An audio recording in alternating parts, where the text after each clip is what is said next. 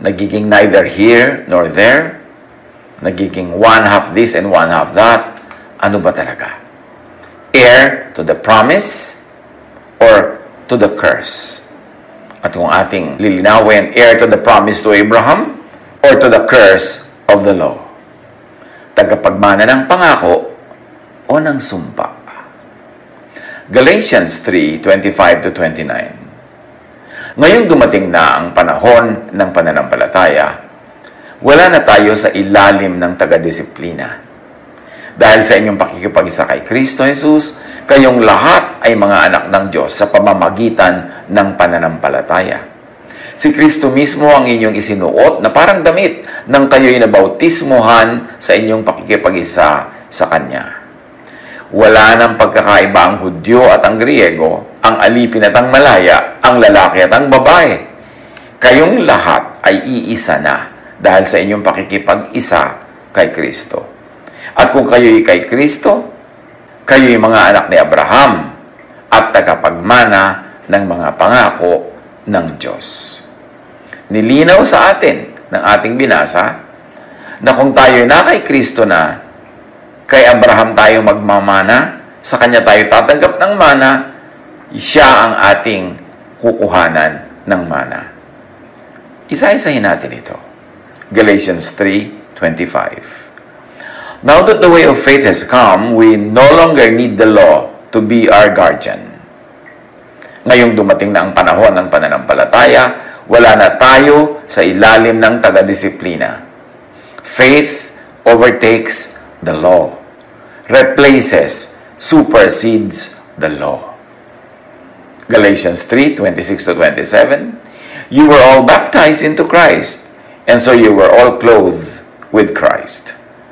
Dahil sa inyong pakikipag-isa kay Kristo Jesus, kayong lahat ay mga anak ng Diyos sa pamamagitan ng pananampalataya.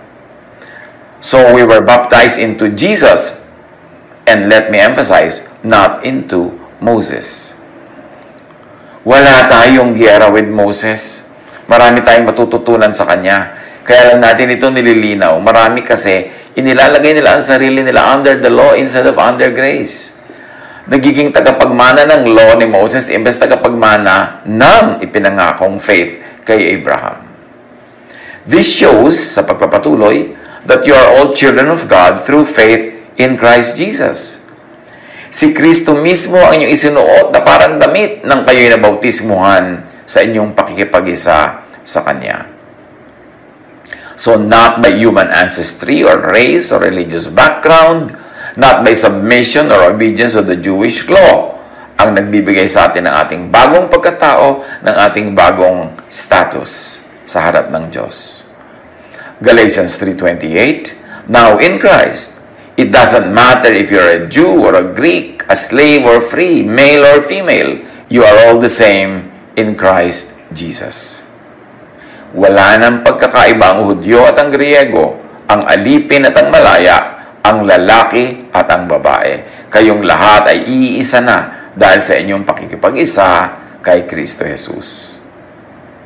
In Jesus, racial, social, gender classification is irrelevant. Galatians 3:29, you belong to Christ, so you are Abraham's descendants. At kung kayo'y kay Kristo, kayo'y mga anak ni Abraham. Let us emphasize, not Moses' descendants, but descendants of Abraham. You get all of God's blessings because of the promise that God made to Abraham. At kung kayo'y kay Kristo, kayo'y mga anak ni Abraham at tagapagmana ng mga pangako ng Diyos. Ang mga nananalig kay Kristo ay tagapagmana ng mga pangakong ibinigay kay Abraham, hindi tagapagmana ng mga law na ibinigay kay Moses. We are children of God not because of the law or commands given to Moses, but by faith in Jesus. People, Jew or non-Jew, become children of God. Heirs of the promises given to Abraham, not heirs to the law given to Moses. Dapat malinaw na pag tinanggap mo si Jesus, ang tinatanggap mong mamanahin ay yung ibinigay kay Abraham ng mga pangako at hindi yung dala-dala ni Moses ng mga kautusan.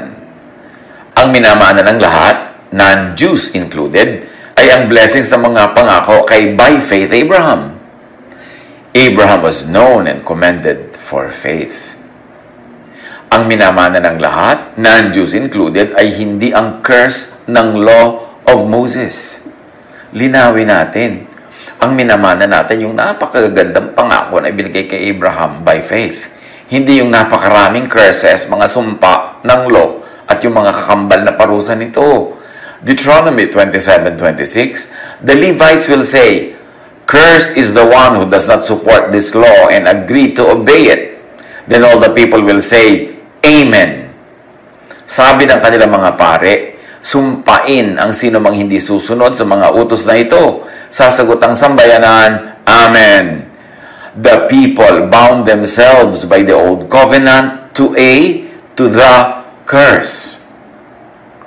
Dahil sa naganap, sinabi ng mga pare, sumpain ang hindi tutupad sa mga kautusan at tinanggap naman yun ng mga Israelita. So, ang namana nila ay sumpa pag hindi sila sumusunod. Pero wala namang nakakasunod. At malinaw na sinabi ko, nasusunod mo yung siyam, pero yung isa out of 10 ay hindi mo nasunod, para mo na rin hindi nasunod ang lahat. Therefore, to live under the law is to live under a curse. To place yourself under the law is to place yourself under a curse. At yun ang napakalungkot na naging kalagayan ng mga Israelita. Kaya si Jesus ay dumating para palayain sila mula sa law, para makalaya sila sa curse. Tapos, maraming mga Christians nung lumaon, pati sila sumilong doon sa law na tinanggal na ni Jesus para sa mga Hudyo. Pero yung mga naging Christian, sumilong pa sa law ng mga Hudyo. Kaya para mo na rin inilagay ang sarili mo under the same curse. So, Galatians 3:13 says, the law says we are under a curse for not always obeying it. But Christ took away that curse. He changed places with us and put Himself under that curse. Tinubos tayo ni Kristo mula sa sumpa ng kautusan nang Siya ay isinumpa para sa atin, sapagkat nasusulat, isinumpa ang bawat binibitay sa punong kahoy. Na ang katumbas ay, Jesus fulfilled the law. Jesus satisfied the law, the conditions of the law, the stipulations, meaning the penalty of the law or the covenant. Jesus fulfilled the law by taking upon Himself the punishment for breaking the law and for the lawbreakers. Kaya sabi ng Galatians 3:13, Christ redeemed us from the curse of the law.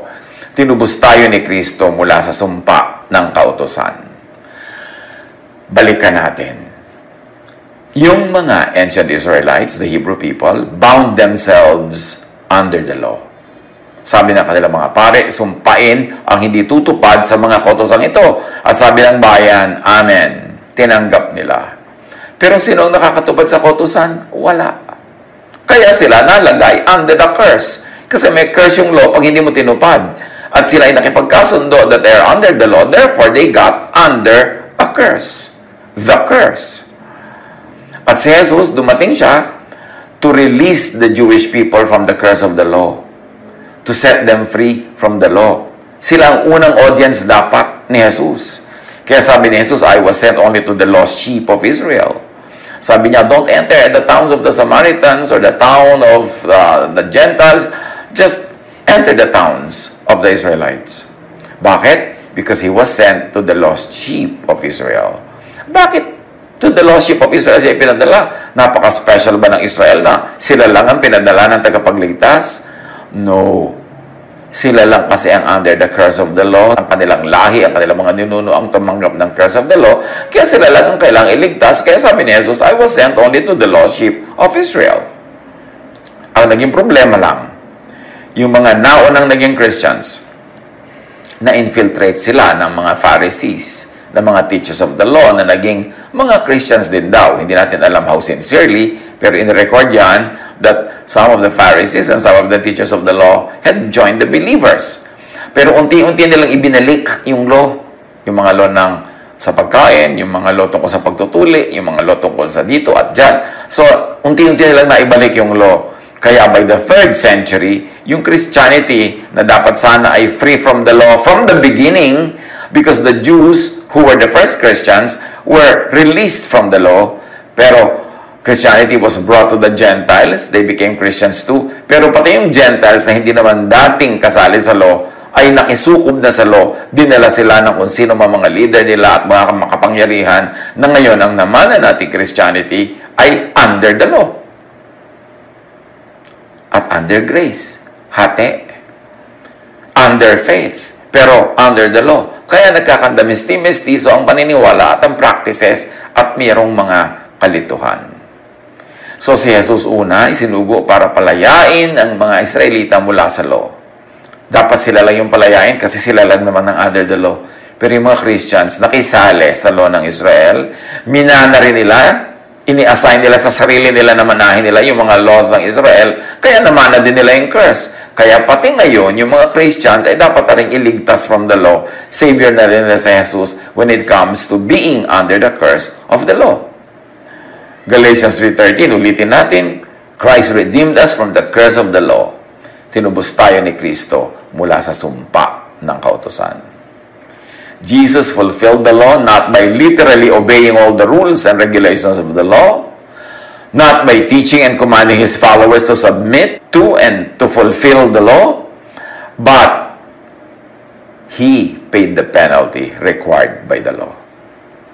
Kaya kung si Jesus, ibinayad na niya ang kanyang buhay para bayaran yung hinihingi ng law na bayad para sa hindi pagsunod nito, oras na tayong mga naniniwala kay Jesus ay bumalik under the law, binabaliwala natin ang kanyang kamatayan at pagkabuhay na muli.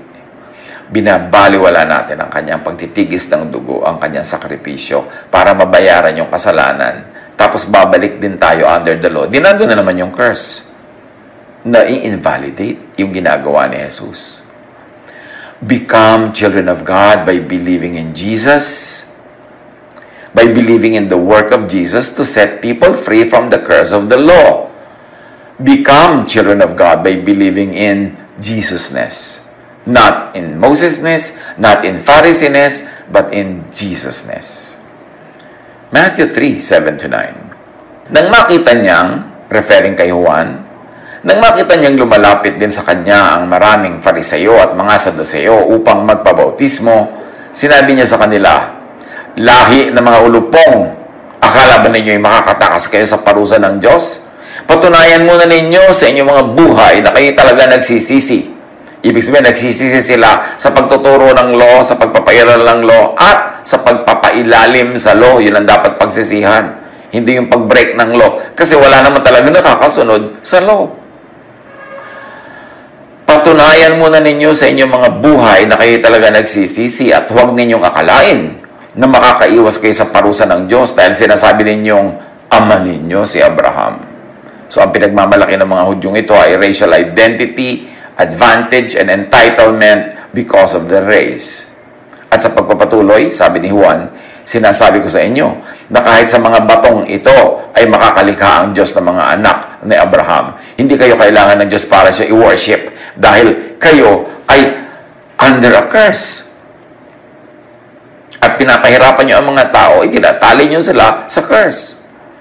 John 1:10-12. The Word, meaning Jesus, was already in the world, therefore Jesusness. The world was made through Him, but the world did not know Him.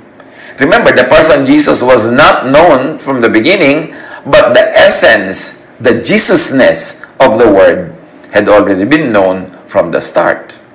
He came to the world that was His own, and His own people, meaning mga kababayan niya, kalahinan niya, Jews, did not accept Him.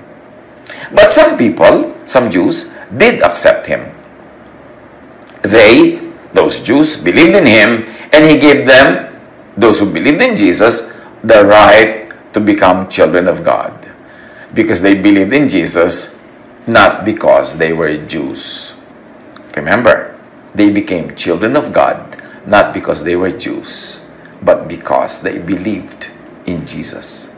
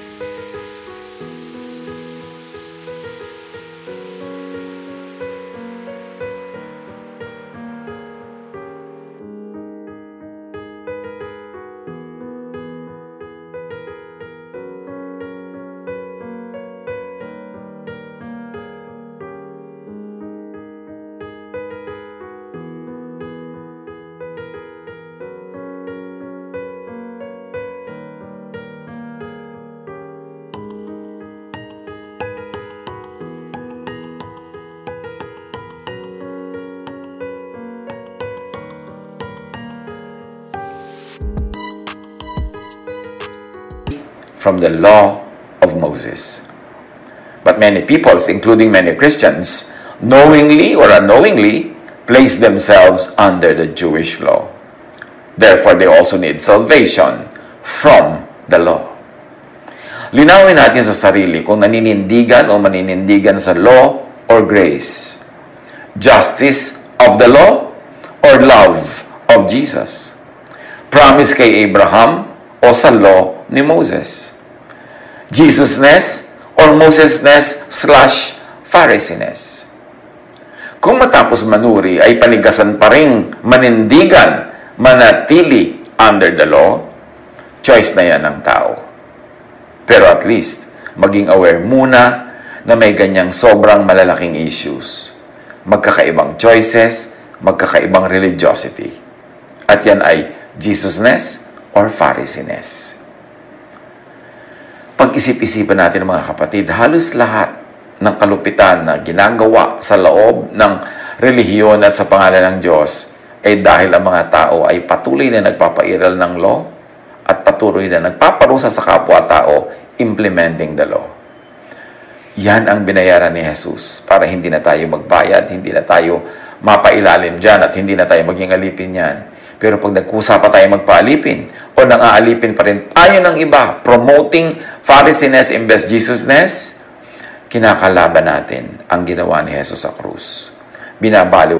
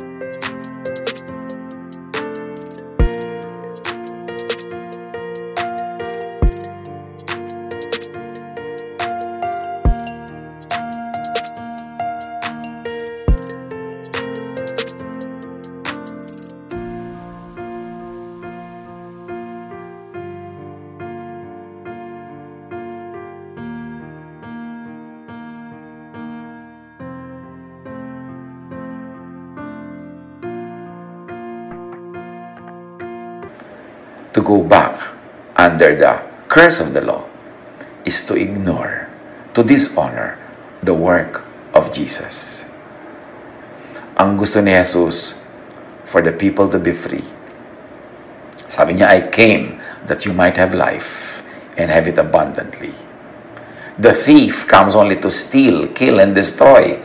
The law comes only to steal happiness and joy and peace, to kill by punishment, and to destroy. Sabi niya, I came that you might have life and have it to the full. And that life is by accepting the inheritance given to Abraham. Faith. Faith that heals. Faith that saves. Faith that promotes love. Faith that gives peace. Pag hindi natin yan pinili, ang automatic default, Mosesness. Law. Justice, which means punishment. Hindi pwedeng paghaluin ang dalawang yan, law and grace. Pipili ka lang. A one-half Christian is a one-whole nonsense. Hindi pwedeng paghaluin ang law and grace. Ba't pa dumating si Jesus?